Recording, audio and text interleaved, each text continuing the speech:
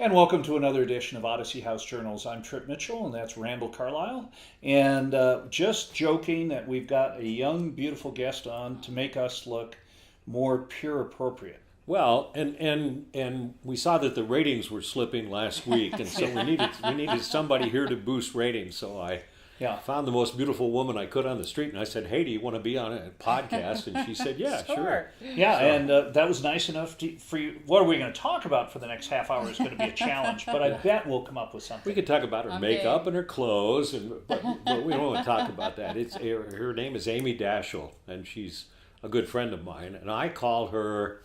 She hasn't heard this before. The Queen of Recovery in the Salt Lake area, because she is known and loved by a ton of. There's a huge recovery community in Salt Lake, and what impressed me is just recently she just came up with an idea to get together a bunch of people who could offer service to people who are in recovery or who might be seeking recovery, and all of a sudden there were 500 to 700 people down.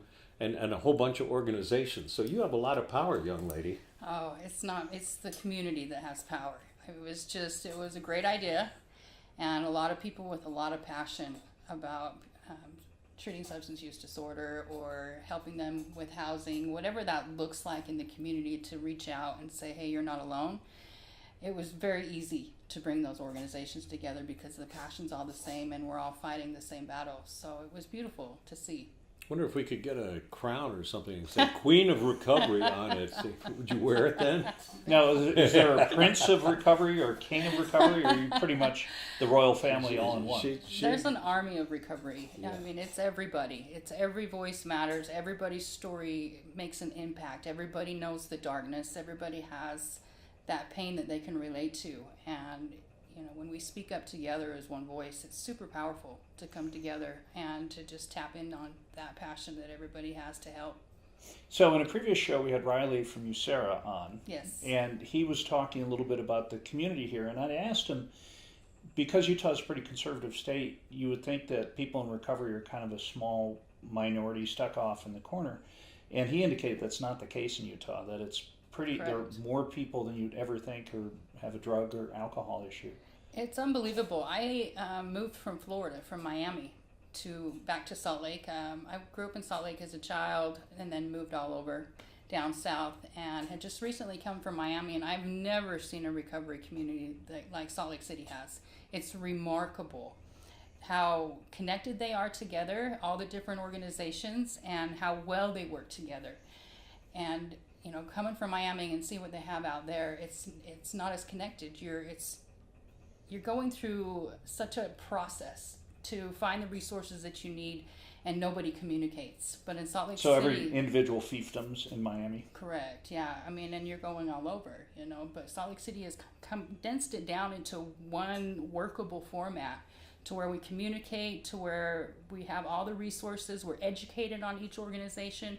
So we don't know just about what we do. We know about what everybody does. And that's what makes it so powerful, is we can connect them to each resource because we're educated on that, because we communicate. And this is amazing. Just as an adjunct, my office is across the street from the AA central office, and I was over there one day and met Randall and said, let's do a show about recovery. And today, having you on and our guest a couple weeks ago, I'm finding out that my focus has been on the AA community because that's what impacts me. And we've heard some great stories about Odyssey House because they've done some amazing work. But this is, to see that there's a much bigger picture, is really encouraging. It's very exciting. And there's not. She could be working for another treatment center, or in this case, USARA. And there's never any kind of friction saying, how come you don't refer more people to our program or anything like that? It's you're right. It's like a family. It is. It is. And I mean, the biggest thing in your recovery is it's got to be their plan. So we don't want to push into one direction or another, because I could write the perfect plan for somebody that I think is going to work for them in their recovery, and it's not going to work. It has to be self-motivating. It has to be their decision. It has to be what they want it to look like. And Salt Lake's really wrapped around that idea of meeting them where they're at. USERRA is, that's what our core belief is you have to meet them where they're at. And whether that's harm reduction, whether that's disease prevention, whether if they want treatment, whether they just want a community or somebody to meet with one-on-one or call them, if you don't meet them where they're at, that trust, it's shaded. And to try to build that trust and say, hey, I'm here for you, whatever that looks like. Whether you walk into USERRA in your active addiction, completely high, we will take you, we will talk with you, we will support you. So you have to meet them where they're at and establish that trust, and then let them self-motivate to what they want. And that's the biggest thing with the Salt Lake community is what's going to work for you, you tell me. And then if they say Odyssey, or if they say Haven, or if they say whatever that looks like for them, we will help support them into getting into that pathway, which is why it works, which is why people make the change. One, we can instill the hope that you can recover. Here I am. I literally can pull up my sleeves and show my scars and say, I've been there. I know that darkness. And to be able to do that and give them that hope, that gives them that motivation to choose what they want it to look like. And that's the big difference. And I think that's what Salt Lake has started to embrace, which has been super impactful. Will Salt Lake eventually be a model for other cities around the country? From my opinion, absolutely. I think we're on the verge of something here. And what we showed last Saturday, being able to come together and rally as one voice and work together because we all do something different, we all do something powerful, was huge. Yeah, so tell me about that rally.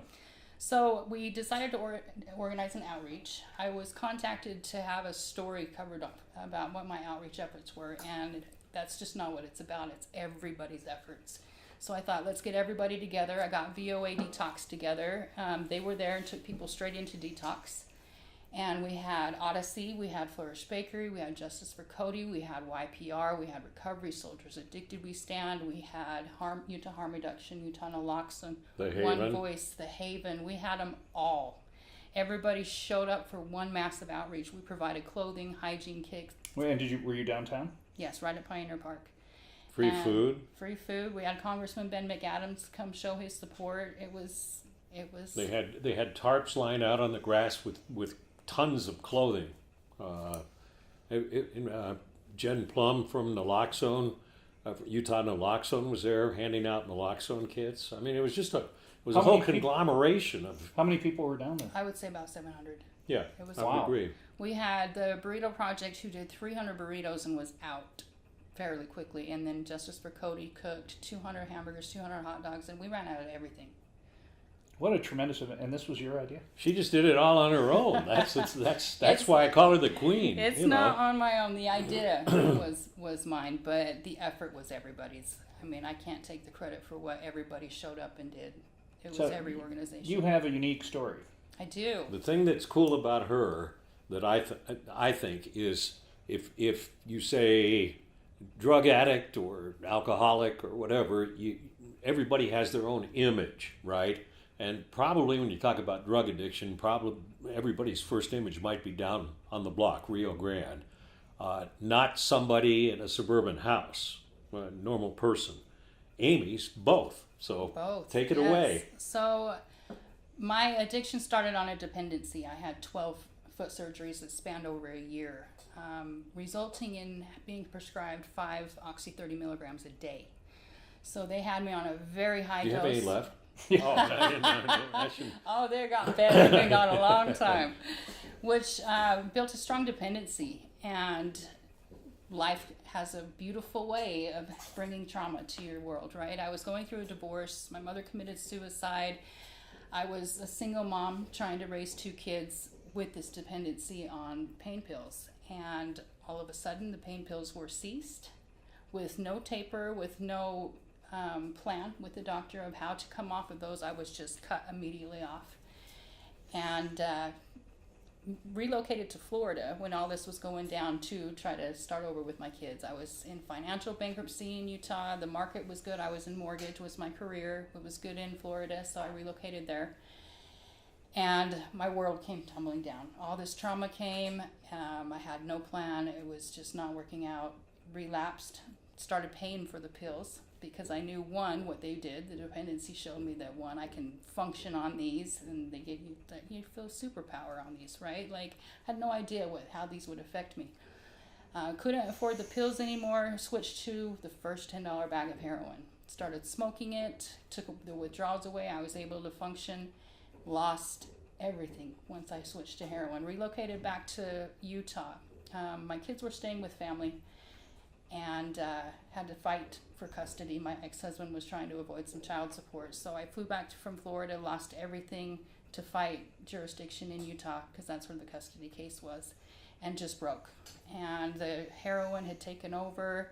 I lost everything to the point where my kids went to New Mexico with their father, and I became homeless. So I was down on the streets, down on what they called the block, right downtown, 2 years, literally on the streets, went to IV use, and was selling meth to support my habit, had a tarp over me, snow coming down, would never stay in the shelter, literally slept on the streets for 2 years.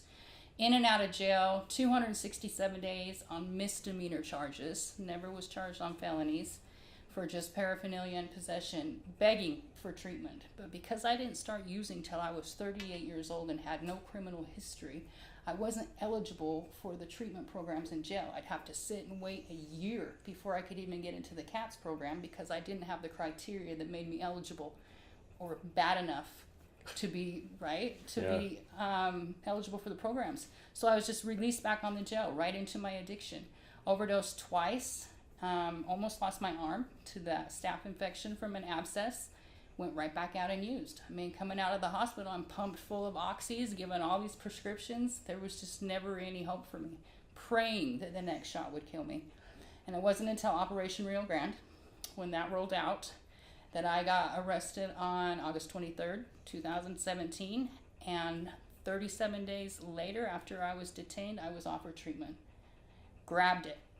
I mean, it was the most exciting day to know that I finally could get help. And was only because of Operation Rio Grande. They gave me the opportunity. I went 7 months into House of Hope, completed inpatient and outpatient treatment.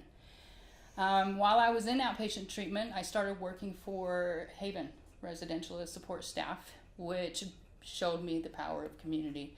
That Haven community is unlike none I've ever seen, which rallied behind you, supported you through your recovery, was a huge community to be a part of, which struck that passion for me. You know, my passion and my recovery became purpose when I started using it in the service of others.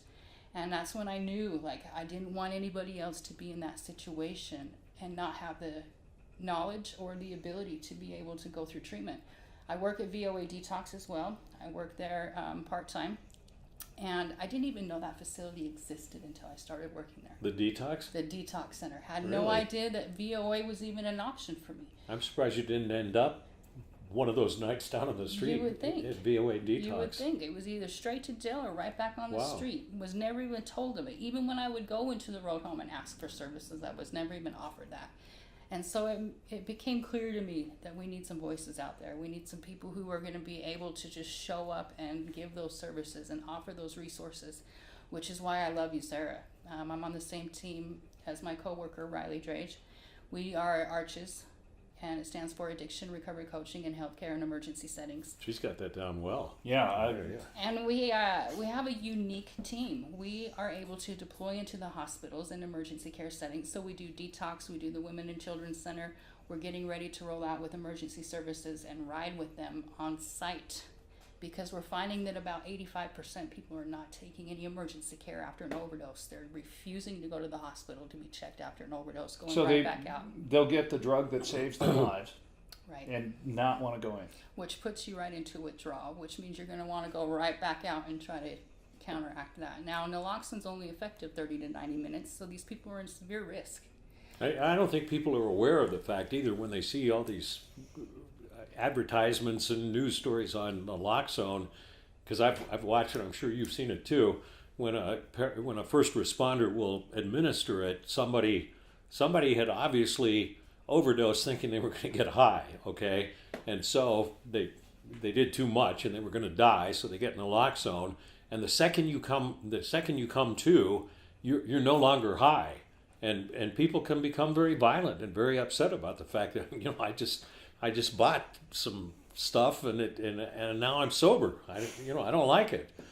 So that's why people would be refusing help out on the street. Yes. And so in that respect, it's kind of a dangerous job being the person who's right there. Very, very dangerous, yeah. And like I was saying, 30 to 90 minutes, it's effective. Once that naloxone wears off, they can fall right back out. So they need to get stabilized. They need some kind of support right then and there, which is what we're getting ready to roll out. We go up to the hospitals on suicides, overdoses, substance use disorder, anything that falls under that criteria. We deploy 24/7, 7 days a week. We just rotate between our team and take those calls. We work with Super Rad, which is at the University of Utah, which is the pregnant addicted mothers. So we go to their clinic every Monday, and we meet with those mothers and offer them support. It's amazing to see the reaction you get to be able to go in and not come from a professional authority, and to be able to meet them on their level and literally say, I understand, and be able to back that up. In my own recovery, treatment was huge, of course, therapy, but the people that actually changed me were the ones that instilled hope in me by showing me that it can be done because they lived it themselves. That's where the power is instilling the hope that recovery is possible. And you can't get that from a medical professional. You can't get that from a therapist. You can only get that from somebody who's actually been there. And that's where the power is in peer recovery coaching. That's why that's Odyssey's philosophy. I mean, we're a therapeutic community, and the people who have stayed in the program longer rise to higher levels and interact with the people who are just coming in. And it's because of the fact, I mean, you could have 4 PhDs and be an expert on everything, but if you haven't gone through it, and I'm an alcoholic or an addict, and you're telling me, now, son, this is the way things should be, and this is what you're doing to your body when this happens, I'm going to flip you the bird. Exactly. Yeah, that commonality of experience. In your situation, having become addicted so late in life, do you think that late? Yeah. She's a youngster. What are you talking relatively about? late? God. Do you think that your experience has allowed you to maybe have better perspective since you've had your mother, you're doing mortgages, you're very successful, and then all of a sudden, because of some surgeries, you've fallen into addiction? Does that give you a more interesting perspective? As far as what do you... Just kind of the overview on everything. Because when Randall and I tell our story, and we're both recovering alcoholics, we've been drinking, both Randall and I, for virtually our whole lives. So it's Sure. a lot of... we're recovering from something, a lifelong behavior. Your story is a little different, and kind of interesting in your perspective of having been successful and then falling into this and going from the highest of the high to the lowest of lows very quickly. Oh, I see what you're saying. Yes, I mean, for me, it was mind blowing to see how quick you can fall into that deep of an addiction, right? Not having had those behaviors my whole life, and going through a normal procedure of what you think you're safe in a doctor's perspective on medications, taking it, building this dependency. I started to notice it when I started to be using the pills to function, right? Starting to slow down on them, you start to feel the withdrawals, you start to feel the effects, and being able to just numb all emotion and feeling. That's when it turned into an addiction for me, is when I started to treat something other than the pain, right? And seeing how quickly it took me from being successful, being married in my church, doing everything that society told me was normal and productive, and having it all taken away within 6-month time frame to where I'm homeless. And you like to think that you're not a person that has a stigma, right? And it put a lot of things in perspective for me, having been the person on the other side, having been viewed the junkie, having people look at me not knowing my story, right? Like, I was a normal person. I was a productive member of society, and to be treated as you're just another worthless junkie, and to be able to live on those streets with the people that I lived with. There is a family down there. They actually do look out for each other. I mean, to a certain extent, right? But to see how many good people were living the same circumstances of being homeless, that just had unfortunate trauma, who are good, solid people who just don't have the help, was very eye-opening for me. So you're in a situation now where you want to make sure that everyone who's in that situation has someone to talk to, has an idea of what programs are available. What would you say to former Speaker Hughes, or he still Greg Hughes, who really started this whole thing. You know, I actually still speak to Hughes. The first time I met Greg Hughes, he was at a drug court graduation, which I had to attend for my drug court to graduate, right? So that's when I first met him. And the first thing I said to him when I walked up was, "Thank you for saving my life." Because if it wasn't for that program, I would not be sitting here. I've tried to go through treatment. I tried to ask for help. It wasn't available to me or offered to me. And it was only because of that program that they rolled out, and that they, you know, I think that's a good example of Operation Rio Grande, to where every organization came together, police, state, government, all of it came Treatment together centers. for the first time, and just said, let's put it all aside and let's just work together. And I think that's why our community is the way that it is. I mean, it was set an example by Rio Grande of, you know, let's do this. And, you know, we can go back and forth of, is it successful? Is it a waste of money? Right. Did it violate your civil rights? That kind of stuff. Right. And, you know, and every life matters. And I'm just so grateful that they all thought that mine meant enough to try to save. And She's a poster child for Operation Rio Grande. You know, I was in on some of the planning sessions, and she brings up a really good point, is that in those planning sessions, they had people from representing a whole bunch of different agencies and concerns about life. And there were people like, I remember one of the most vocal people was Pamela Atkinson, who's really an advocate for the homeless. And every time, first, when people got together to talk about Operation Rio Grande, at first they said, we got to get all this crap out of the streets, and it's a cesspool, it's terrible. And so you're talking just about law enforcement at that point. And she and others would speak up and say, yeah, but what are you going to do when you run your sweep through there and arrest people? Because for it to be successful, or for us to sign off on it, you're going to have that second phase, which is treatment for the people you arrest. Otherwise, you've got the same problem. It'll go on forever. And so, you know, Amy's a prime example of, if you would have, well, you were arrested a bunch of times. So you arrested, Dropped on the street. no treatment, dropped on the street, and say what you will about Operation Rio Grande, but there's a lot of people who I've seen go through treatment programs who didn't want to be arrested at the time and be forced into that situation, who at the end do say thank you to the people involved in Operation Rio Grande. Yeah, and Greg Hughes, it seemed to me, as a Republican legislator from, I believe, Draper, he took this whole thing and ran with it. And probably one of the most effective, in my years of being around a lot of politics, one of the most effective programs I've ever seen. I agree. And, you know, it's not perfect. There are some byproducts and some other things that have happened, but it saved your life, and now you're in the process of working with a lot of people to try to save their lives. And I had a long-winded question before, and I guess, and you did a great job of answering it, to be cruising along at 37 years old and everything is great, and then a year later be homeless, shows that this is not something that, you know, no one wakes up in the morning and said, boy, I want to go have elective foot surgery and become addicted to painkillers. Yeah, right. That is not an option that a lot of people have. I'm curious about, because you were in that situation that a lot of people, a lot of, quote, normal people are, that live all over the state and maybe watching this. What was your opinion before you went through this of, like, say, the junkie down on Rio Grande? What'd you think of them at the time? You got married in the church and you were living. I had the stigma, absolutely. You know, you think that they don't want help, that they chose to be down there, and that was a, you know, he's funny, right? I mean, I wouldn't have learned that lesson if I had not had gone through it.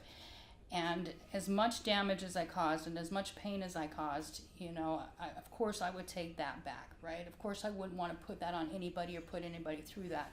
But at the end of the day, I'm grateful I went through it. I really am. Because it freed me from a lot of false beliefs and lies that I went through, but I would have never have had that chance. And now being on the other side and seeing what it really is, and to be able to help people and say, no, it's not what it is, right? And to be able to erase that stigma from my life has been so freeing. And to be able to try to help lift that and say, we need to treat this, whether it was a choice, whether it's a disease, we can go all day long on that argument. At the end of the day, people are dying and we need to treat it. So whatever that looks like and whatever options we can do to tackle this, we have to do this as a community, as a whole organization in recovery, whatever that looks like. It's not going to go away. It just keeps increasing. Now we're in fentanyl, which is in everything. I went up to an overdose on marijuana up at the hospital laced with fentanyl. People smoking weed thinking they're safe. Yeah, and it's incredible. The amount of emergency room visits in Colorado has gone up demonstrably, and about 25% of those are marijuana related. Yeah.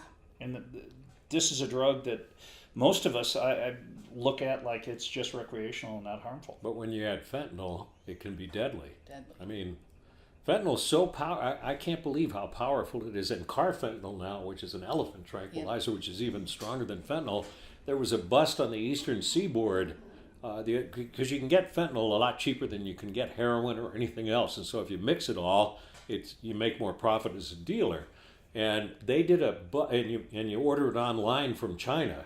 I was doing a special report and I tried to order some, and the only reason that they wouldn't send it to me is I didn't know how to pay in Bitcoin, and that's what they want. That's what they want. But anyway, they confiscated an amount that to me didn't sound like it wasn't like hundreds of kilos of cocaine or anything like that. It was a much smaller sounding amount. And if you believe what the DEA said, they said there was enough fentanyl there to kill 100 million people. I mean, that's how powerful it is. It's 100 times more powerful than heroin. Carfentanil is 100 times on top of that more, which is what they're using for the animals. I'll do the math. 100 times 100, carry 100. That's really bad stuff. Very bad. Thank you for that. I mean, it's incredible. It's unreal, and it builds a dependency, which is why they're cutting it. One, it's cheap. Two, it's easy to get. Why do you cut marijuana with fentanyl? Because you build a dependency. You're instantly getting them dependent upon this opiate substance, which Wow. they have a stronger high, they have a stronger reaction. They go, wow, this was really good Absolutely. stuff. So they go back. I mean, it's, it's desperate now. I mean, after the sweep, after all the action that we've taken in Salt Lake, the game's not the same on the streets, right? You're not getting the same kind of sales. You're not getting the same kind of clients. I mean, you're not able to go down at the block and stand there and sell your drugs for 8 hours and make a lot of money. So you need to find new ways to build a dependency to where you keep getting those repeat customers back. I mean, it's going back to the old ways where you call up your dealer and you meet up with them. That's a lot of work. It's a lot of work than what it used to be. So whatever dependency you can build, whatever strong substance you can submit to have people come back and make that money, they're going to do it. And carfentanil has been super easy to get. That's pretty discouraging. The interesting thing I heard at I said in our last podcast, I was the Utah Syringe Exchange Network, and they were talking, I had never even thought about this, but they were talking about the fact that they are now lacing meth and cocaine with fentanyl. And people are really angry because if you think about, if you're doing heroin, it's a downer, okay? But meth and cocaine are uppers and speedy kind of things. And so if you add fentanyl, then it negates part of the effectiveness. You're not up it. I mean, it's like a speedball. You're getting a little up, but you've also got some downer. So the people who bought what they thought was meth, and it doesn't give them the same up high like that because there's fentanyl in there, are getting mad at their dealers because it's not the desired high. But the reason it was brought up is that a lot of these harm reduction people now have fentanyl test strips that they are giving to people. Oh, that's so you don't have to die if you want to get a test strip, and they're, I don't know, $1 a piece or something like that. If you want to test your drugs so you don't die from an overdose of fentanyl, you can do it now, and that's what harm reduction is about. Well, there's so many amazing programs in this state, and I feel so much better. Just our interview today, getting a chance to meet you, and first of all, hearing your story, and congratulations coming out the other side. But the fact that it's great to hear that a lot of organizations are putting their ego aside at their door. Yes. And check your ego at the door and do what's best for people here in Utah. And speaking of that, we've had a number up on the screen throughout the show, and if you've got someone in your family, someone you know who's got some real challenges, a call makes a lot of sense. There's some wonderful people at Odyssey House who'd be glad to talk to you. And Randall, you've, since retiring from the news business, this has been your focus. Well, it's been like Amy talks about how this is. I mean, I haven't even asked her about this, but I bet if you had your choice of doing mortgages or working at USERA, you'd take you Sarah any day. And I don't work a day in my life because I love what I do. and see, I feel the same way. I mean, people ask me, they'll say, well, don't you miss the stardom of being on TV and that kind of stuff? This is the best job, not to demean the jobs that I had in the past, but this is the best job I've ever had. And I agree with you. I didn't always look forward to going to work at the TV station. And every single day I look forward to going to work at Odyssey, because every day is different. We're dealing with today we're doing a podcast. I mean, I get to meet all the people who are in our program, both staff and clients. And the cool thing about it is everybody's working for the same end, and that's recovery. And what a worthwhile goal. I mean, I sleep at night now. I didn't sleep. I used to sit there thinking, oh, that was a terrible 10 o'clock newscast. How can we do better tomorrow? And the boss yelled at me, and a live shot went down, and stuff that really doesn't matter in life, I guess, when you think about it. But now we're dealing with human lives, and not everyone succeeds, and a lot of people still die, and our program isn't for everybody, and no program is for everyone. Everybody, I think Amy put it well, where we talk about, is this program right for you? But overall, I wouldn't trade it for the world. Me either. I mean, I'm sure you feel that same. I mean, I was so impressed with the fact that, which is why I called her the Queen of Recovery, that one person usually, if you try to organize an event, it's a hell of a lot of work. And you probably did spend a lot of time. But by the same token, I mean, Amy called and they go, yeah, I'll be there. I mean, it described the process. It was... I mean, and it was unreal to see how willing they were. And not all, I mean, it was a lot of work, to coordinate, but it really wasn't as much work as you would think, because each organization showed up and did their part. So as much work as you think it would take to put into it, you just say, okay, recovery soldiers do this. YPR really showed up. Young people in recovery. They organized a lot, and everybody just took their own little piece. And so the effort wasn't as much as you would think. When are you going to do it again? Now you're putting her on the spot. I hope soon. Seeing how powerful that was and seeing how well it worked together. I'm hoping that we're on the verge of something, of coordinating as coming together like this as one, whether we're meeting once a month and talking more and getting on the same page, whether it's an outreach or whatever we decide. I'm really hoping that we can keep this going. We're getting a lot of mainstream support too. I mean, for instance, she's friends, and so am I, with Ben McAdams, and he desperately wanted to be there and did show up. I mean, and what did it take? It wasn't like, please, Ben, please, or... Yeah, I literally texted him and said, hey, I'm doing outreach. He's like, I'll be in town. You want to speak? Done. It was Ben that McAdams, easy. for someone who was the former mayor of Salt Lake County and now is our representative back in Washington. Yes. And someone who supported this. And Salt Lake County really, when it came to Operation Rio Grande, at least my understanding, Salt Lake County really stepped to the forefront. They did. And probably usurped Salt Lake City in some respects. Yes. And did more good there. Well, people may not understand the funding process for various treatment facilities and things that happen, and most of the money that comes, I can speak for Odyssey House, comes through Salt Lake County, not Salt Lake City.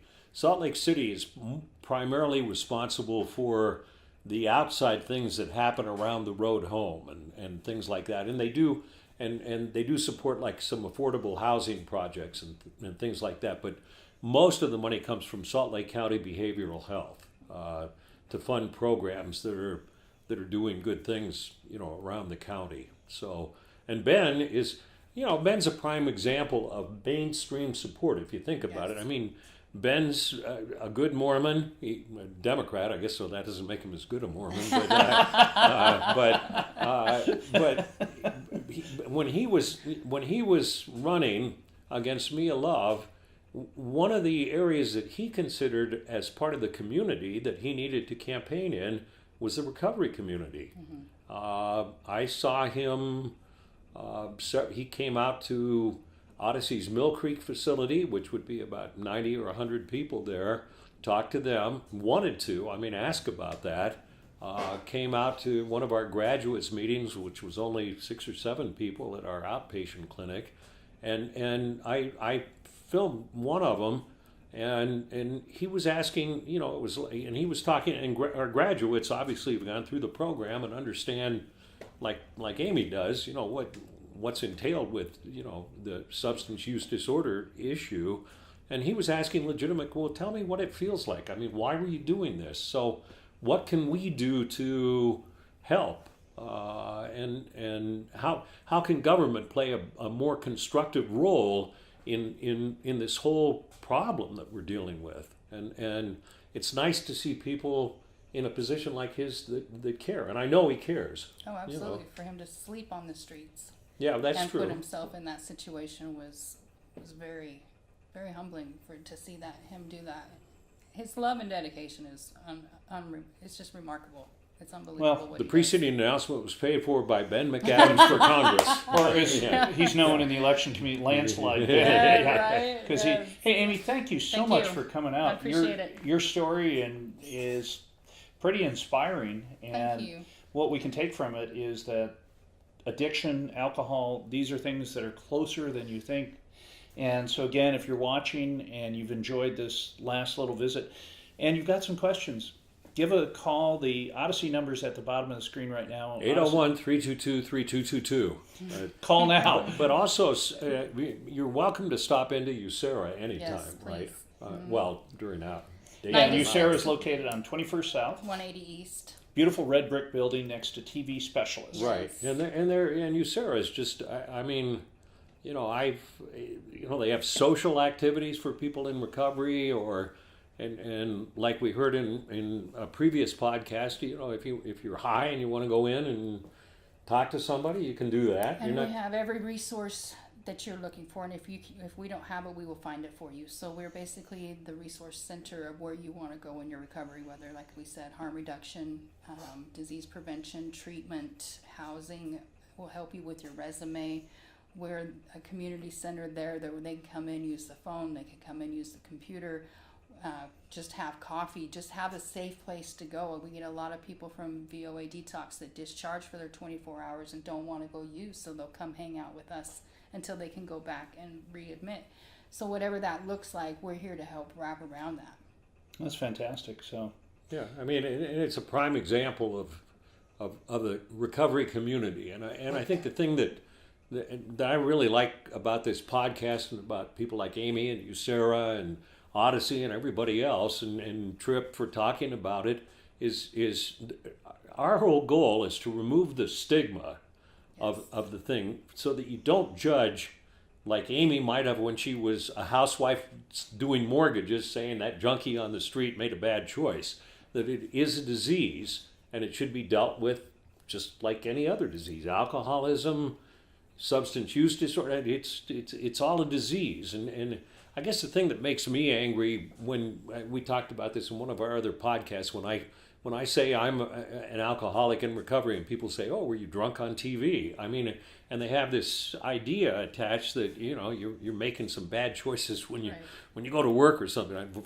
I never was drunk on TV, but I was drunk a good bit of the rest of the time. But if I told you, my God, I was just to the doctor and I've got cancer, you'd go, oh, I'm so sorry to hear that. But if you tell somebody in an average neighborhood who doesn't understand any of this that I'm addicted to opioids or heroin or alcohol, people tend to look down on you.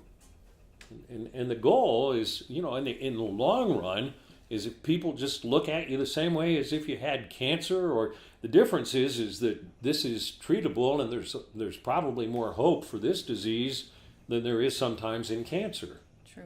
Maybe I should use diabetes as an example. I mean, because and the amount of dollars that go to help people. If you're in the hospital with a rare form of cancer, hundreds of thousands of dollars are spent, and dollars spent within treatment and helping people out here is a great value for the community. And when someone like yourself, you're going to be around working for a lot of years, doing some great things. And I'll be around for a few more years until I die. She's got many more good years than I do. But speaking, I envy you. I don't know about you. Do you ever? When I see young people at AA meetings, it's like Darn, I wish I would have thought about this at a younger age. Randall, there's not a meeting I don't think of that and say, how would my life be different if I hadn't drank for many years? Yeah. And you don't know, and that there's no sure things in life, and that there is a plan, but I've been apprised of it.